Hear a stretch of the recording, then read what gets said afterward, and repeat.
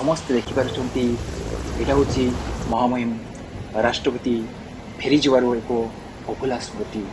ସେ 3 ଦିନିଆ ଗସ୍ତରେ ଆସିଥିଲେ ତାଙ୍କର ନିଜ ଜନ୍ମମାଟିକୁ। ଆଉ ଏ 3 ଦିନିଆ ଗସ୍ତରେ ସେ ଖାଲି ଅଭୁଲା ସ୍ମୃତି ଦେଇନାହାନ୍ତି, ସେ ଏଭଳିଆ ଶିକ୍ଷା ବି ଦେଇଛନ୍ତି ଯାହାକି କେବେ ଆମେ ଭୁଲି ପାରିବ ନାହିଁ। ତାଙ୍କର ଏହି ଆସିବା ସମୟରେ ରାଷ୍ଟ୍ରପତିଙ୍କୁ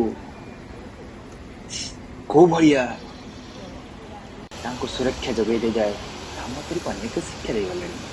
ଆଉ ଏବେ ଚାଲନ୍ତୁ ଦେଖିବା ତାଙ୍କର ବିମାନଟି ସାମ୍ନାରେ ଠିଆ ହେଇଛି। ଆଉ କିଛି ସମୟ ପରେ ମହାମହିମ ରାଷ୍ଟ୍ରପତି ଦ୍ରୌପଦୀ ମୁର୍ମୁ ଫେରିଯିବେ। ଆଉ ଏ ଯେଉଁ 3 ଦିନିଆ ଗସ୍ତର ଅଭୁଲା ସ୍ମୃତି ସାଉଁଟିକି ନେଇଯିବେ। ଜନ୍ମଭୂମି ମାଟିରେ ତାଙ୍କୁ କେତେ ଯେ ସମ୍ମାନ ମିଳିଲା, କେତେ ଭଲ ପାଇବା ମିଳିଲା, ଆଉ ତାଙ୍କୁ କେତେ ସୁରକ୍ଷା ଦିଆଗଲା।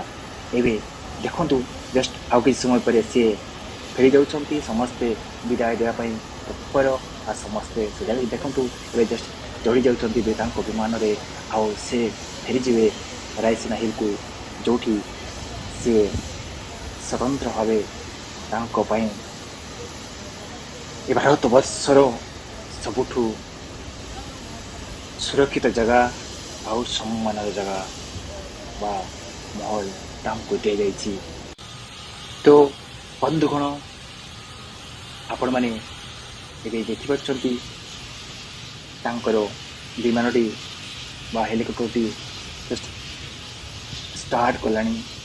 ଆଉ କିଛି ସମୟ ପରେ ସିଏ ପ୍ରତ୍ୟାବର୍ତ୍ତନ କରିବେ।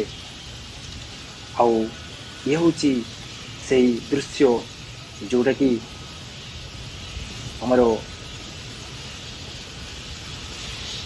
ମହାରାଜ ରାମଚନ୍ଦ୍ର ଭଞ୍ଜଙ୍କ ନାମରେ ଯେଉଁ ବିଶ୍ୱବିଦ୍ୟାଳୟଟି ସ୍ଥାପିତ ତାଙ୍କ ନିକଟବର୍ତ୍ତୀ ଏକ ଟେମ୍ପରାରୀ ଉଡ଼ାଜାହାଜ ପାଇଁ ବ୍ୟବସ୍ଥା ହୋଇଥିବା ପଡ଼ିଆର ଦୃଶ୍ୟ ସମସ୍ତେ ଦେଖିପାରୁଛନ୍ତି। ଷ୍ଟାର୍ଟ ହେଇଗଲାଣି। ଆଉ ସମ୍ପୂର୍ଣ୍ଣ ଭିଡ଼ିଓ ଦେଖନ୍ତୁ। ସେ ଫେରିବାର ଏକ ଏଭଳିଆ ଦୃଶ୍ୟ ଦେଖିବେ ଯାହାକି ଆଉ ଏ ଦୃଶ୍ୟ କେବେ ଦେଖିପାରିବେ ନାହିଁ। ଆଉ ବନ୍ଧୁ କହି ରଖେ ଯେ ଆପଣମାନେ ଅନେକ ଭିଡ଼ିଓ ଦେଖି ସାରିଲେଣି, କିନ୍ତୁ ଏ ଦୃଶ୍ୟ ସବୁଠୁ ଭଲ। ଆଉ ସେ ଭିତରେ ତ ଅନେକ ଶିକ୍ଷା ପାଇସାରିଲେଣି। ଆଉ ଅନେକ କଥା ଏବେ ଚର୍ଚ୍ଚା ଚାଲିଛି ଯେ ମହାମହିମ ରାଷ୍ଟ୍ରପତି ଦ୍ରୌପଦୀ ମୁର୍ମୁଙ୍କୁ କେତେ ସମ୍ମାନ ମିଳିଲା, କେତେ ଭଲ ପାଇବା ମିଳିଲା, ଆଉ ତାଙ୍କର କେତେ ମହାନୀୟତା ଆପଣମାନେ ଦେଖିପାରିଲେ। ସେ କେତେ ମହାନ, ଆଉ ସେ ସମସ୍ତଙ୍କୁ କେତେ ଭଲ ପାଆନ୍ତି, ଏହା ଚିରସ୍ମରଣ ହେଇ ରହିବ। ଆଉ ଏ ସମାଜ ବା ଏ ବିଶ୍ୱ କେ ଭୁଲି ପାରିବ ନାହିଁ।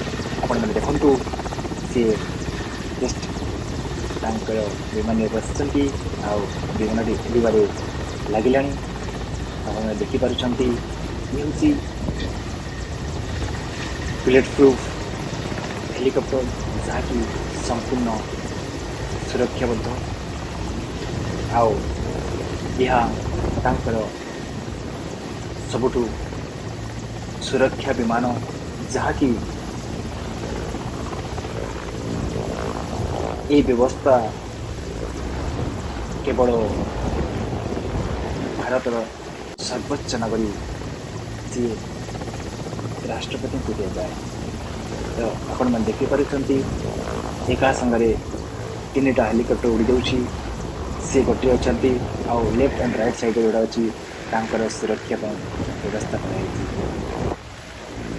ତ ବନ୍ଧୁଗଣ, এই ଦୃଶ୍ୟ ସହିତ ଆପଣମାନେ ଗୋଟିଏ କଥା ଶିଖେଇ ଦେଉଛି ଯେ ଯେଉଁମାନେ ତାଙ୍କର ଦୃଶ୍ୟ ଆଖିରେ ଦେଖିଲେ ତାଙ୍କ ଆଖିକୁ ଧନ୍ୟ ହେଇଗଲା। କାରଣ ଏଭଳିଆ ରାଷ୍ଟ୍ରପତି ଆଉ ଏ ଧରାପୃଷ୍ଠରେ କେବେ ମିଳିବେ ନାହିଁ। କାରଣ ଆପଣମାନେ ସମସ୍ତେ ଦେଖିଛନ୍ତି